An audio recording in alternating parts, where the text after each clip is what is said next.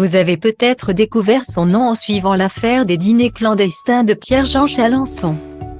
Et pourtant, Christophe Leroy ne sévit pas qu'en la capitale mais aussi à Saint-Tropez.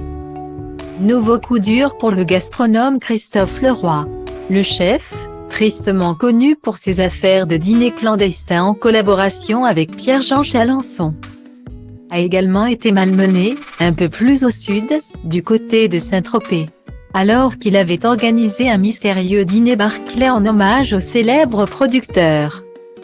Mort le 13 mai 2005, comprenant une pétanque cocktail place Délices et un repas au Leroy's Business Club, contre la modique somme de 160 €. Le cuisinier a été court-circuité par la maire de la ville elle-même.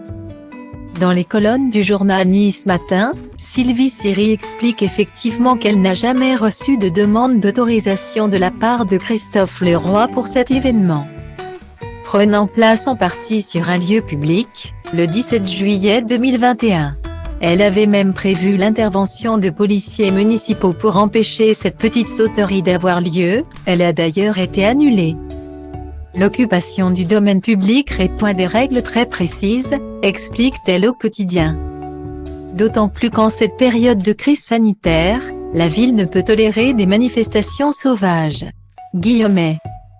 Christophe Leroy n'est pas beaucoup mieux vu dans le Golfe qu'à Paris, selon Nice Matin. Il aurait exercé dans le coin pendant de nombreuses années et aurait laissé des souvenirs douloureux à d'anciens fournisseurs ou employés. Voilà sans doute pourquoi son nom, associé à celui d'Eddie Barclay sur le carton d'invitation.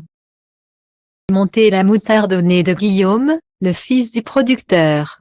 J'ai appris l'organisation d'une fête tropézienne, soi-disant en hommage à mon père, qui en réalité n'est ni plus ni moins qu'une opération commerciale organisée par le chef Christophe Leroy. Regrette-t-il.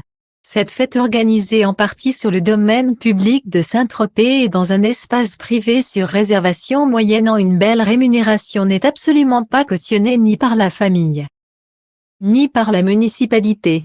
Personne n'a été tenu informé, ni nous, ni Madame la maire. Tient à mettre fin à cette relation mise en place depuis des années sans notre consentement entre l'image de mon père et celle nauséabonde de Monsieur Leroy qui, me semble-t-il, veut se faire plus prince que le prince. Guillemets.